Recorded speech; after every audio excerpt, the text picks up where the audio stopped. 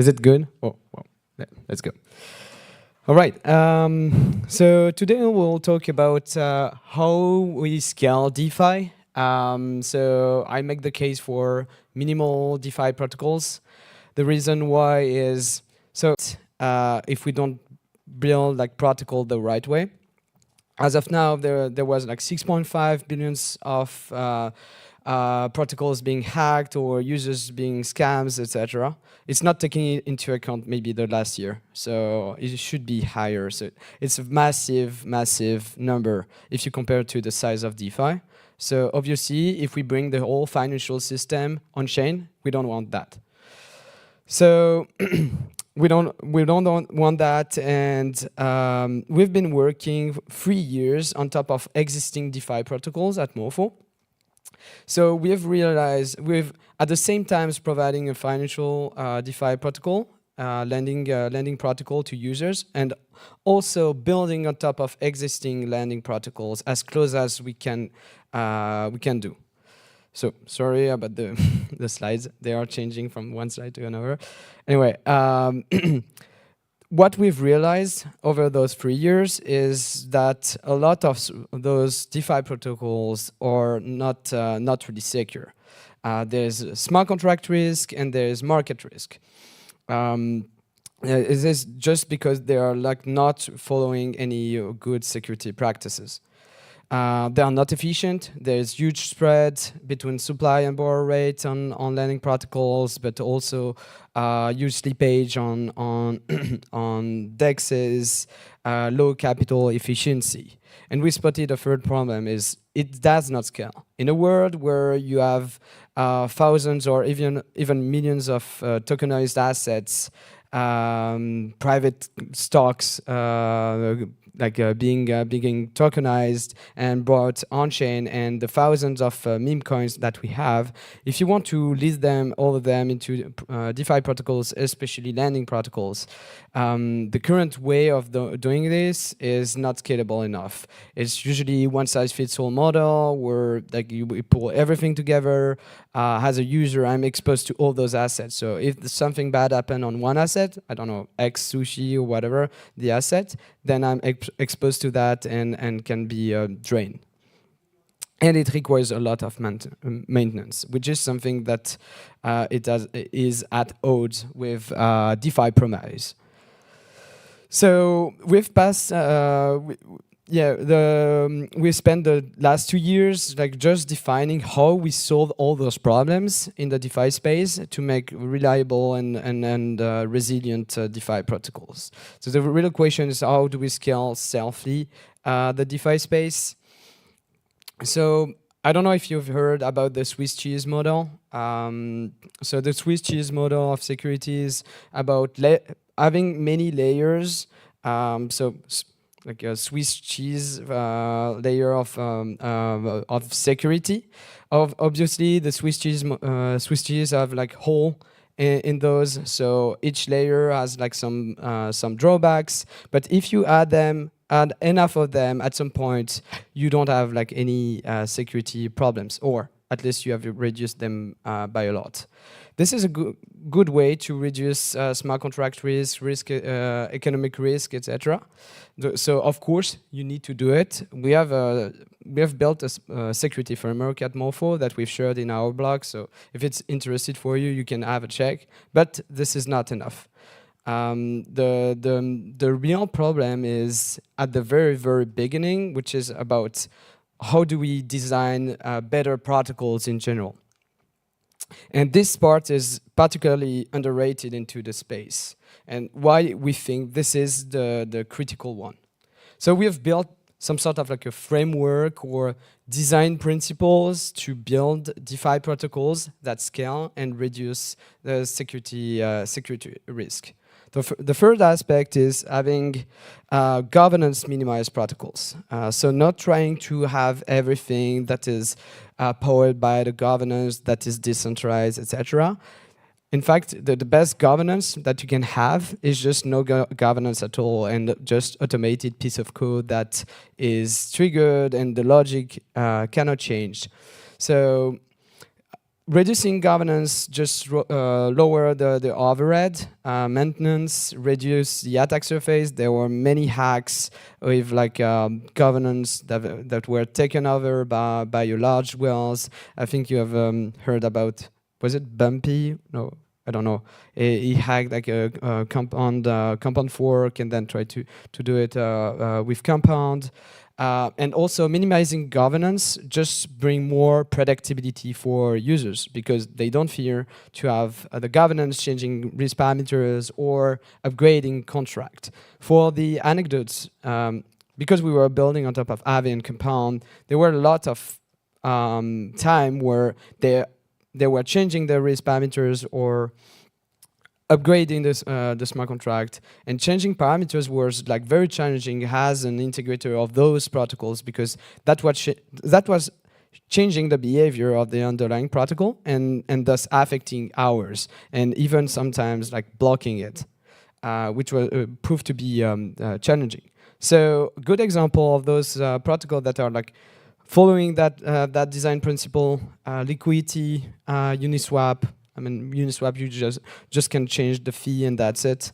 Morpho V1 is the same. You just need to, I mean, for the Morpho governance V1, you can only change the fee and add interest rate model to the protocol, but you can't change the behavior of specific markets.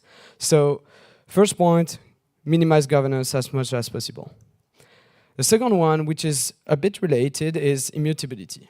If your smart contract is fully immutable, that means that you have that it's completely trustless. You have more predictability as an integrator. So if I integrate a smart contract and it's fully immutable, I know that the logic won't change anytime soon. I mean, it will never change. And again, I have an anecdote on that. At some point, one smart contract that we were like on top of it, they upgraded the smart contract and it changed the interface. Changing the interface of a smart contract is basically the worst thing that you can do because it just breaks the whole integration. So people were locked in. I mean, integrators, not just us, but all other integrators using those functions that I had changed, they were locked in and they could not withdraw their funds. So I mean, upgradability is like an anti-pattern. I mean, if one layer is upgradable, every layer on top must be upgradable. So having immutable smart contract is a great way to bring more interoperability in the space and more predictability. Good example again, liquidity, Uniswap, Morpho, they are all immutable, so easy to integrate, you know the logic, and that you won't be surprised at midnight on a Saturday that someone has upgraded the smart contracts. A third point is risk isolation. So this is an important topic, especially if you want to have like a scalable protocols. At Morpho, we've coined that term, which is the curator term. Many protocols before Morpho were kind of like a one-size-fits-all model where every asset were pulled into one place, and as a user, I was exposed to that to all those assets. So you have basically you're targeting just one risk profile, while risk is a continuum. You have low risk to very high risk, and so low rewards, low yield to very high yield. But it's continuum. So if you have like one point, one target, you're just missing all the others. And it's especially critical in if you're bullish DeFi, as I said earlier. I mean, there will be millions of assets, millions of users, even billions, and they all are like different in shape and like behavior, and so they want different access to different risk profile service. And isolating risk is a good way to provide that to end user, because that means that if some shit happens on very high risk assets, risky assets, it won't affect the one that are just searching for low risk, low rewards asset. So I mean, separating the risk, isolating the risk, and separating the risk management from the accounting allows you to bring like more competition, more target more risk profiles on top of your protocol. Good example are Melo, Symbiotic, Morpho. You have just an example of Melo with their LRTs. So you have like some sort of LRTs that are targeting different networks, and those networks may have like different risk profiles.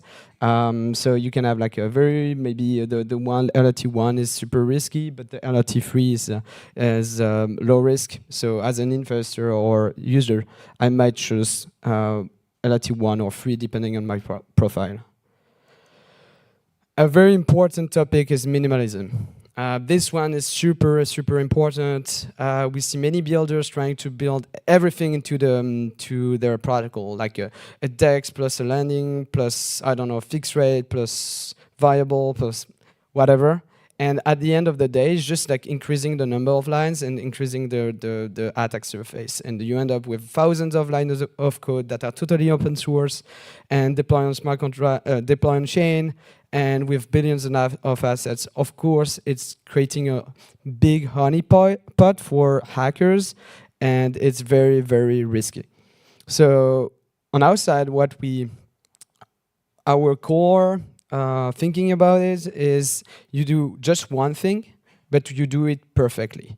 And then, I mean, you have a few examples. Uniswap v2 is super simple, super simple. It has not been hacked. It's still used today. And in Morpho v1, 650 lines of code, 7 billions of total deposit on it. You can read it's like reading an article if you read the code.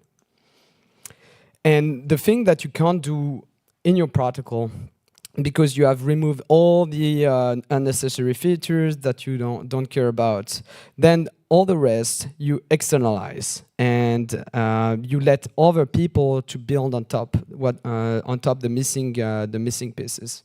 So, for instance, DEXs, you can like on top of like a DEX primitive, you could create limit orders, oracles, use TWAM, etc. But it's just like a simpler protocol on top of it that is reusing the infrastructure layer. This way, you isolate the risk, and also you can builders can concentrate on doing the thing that they want to build. For lending, you can have like a leverage or like some strategy of fixed rate on top of variable rate on top of it. And this way also you bring more competition, you bring more creativity into your protocol, because you're not the one deciding on what should be built, but people on top of it and builders and users will decide organically of what works and what makes sense. Good example as well, Uniswap on top of it. Uniswap is not building all the hooks, but Bunny V2, Arrakis, they are the one building those hooks and are the one building on top of that DEX infrastructure layer, and they are really, really focused on their core business. And Uniswap does not have to worry about like building all those hooks inside the Uniswap protocol. And for Morpho, at least the V1, we didn't have fixed rate, but you had Delve, Tenor, Pwn that were proposing fixed rate on top of Morpho. So that's basically the design principle that we recommend for any builder in the space. To create safe and scalable DeFi protocols, which is, I think, something that builders should come back and should focus on if we really want to bring the whole financial system on chain. So, but obviously, you don't have to trust me. You can just check what are the protocol that works and the one that will last for years, and then verify by yourself what I've said. Any questions?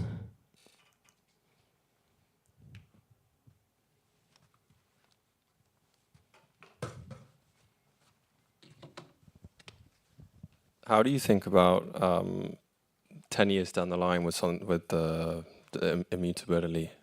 So, how do you take into consideration use cases that may not necessarily be obvious to you right now? Yeah, sure. I said that protocol should be immutable. That does not mean you stop innovating. So you can still deploy another protocol. It's just that I think it should be more opt-in. I mean, you shouldn't force people to use the new logic, and it should rather be people migrating from one instance of an immutable protocol to another instance. Then comes the complexity of how do you migrate those users. And I think this is where you need to think about, like, how do I migrate those users and build the missing blocks that is that transition from the previous protocol to the new one, and make it as seamless as possible, or even like abstract it as much as possible. But I don't think you should push users to use and force users to use the new instance.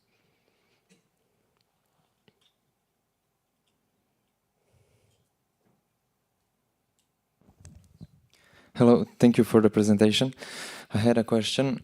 Smart contracts for DeFi are often particularly complicated compared to other use cases, and I guess that's one of the reasons protocols often leave them upgradable, because they're just afraid something might happen one day.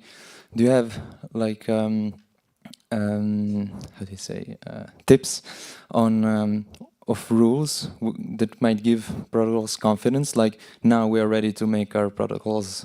It's exactly the point of minimalism, is there's too much things in the smart contract. If you deploy that you're not comfortable like about the safety of your protocol, that means that there's something that you've missed, and you need either to do some more security audits or stuff like that, or just remove features, because I mean, many protocol builders are putting a lot of features into their protocol that end up not being used.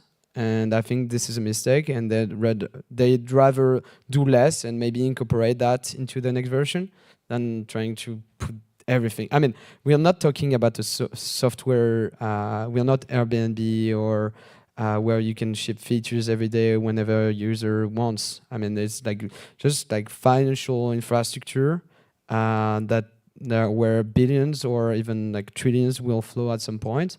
So it's very different. People should have like a very different mindset when they build that.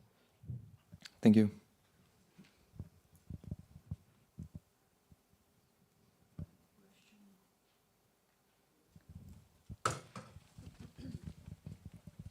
Thank you very much. Hi, thank you very much for the presentation. It was really nice. Still on the same topic, I would say like our vision here of immutability is that it is kind of a trade-off between risk and efficiency. You quickly mentioned that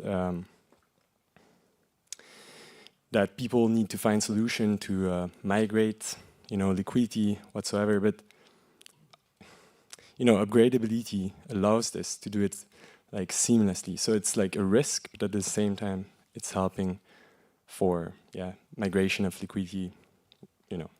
If there's an incident, you mean? Not only, like imagine you want to add a new feature. For instance, let's take Uniswap v4 hooks. If you want to create a new feature, you currently have to deploy a new hook, attach it to a new pool, and this creates two pools for the same token pair. Whereas if you had an upgradable hook, you could just combine those two features. That's true. This is a trade-off. Also, I agree that from time to time, like it's not possible to have everything immutable, and sometimes you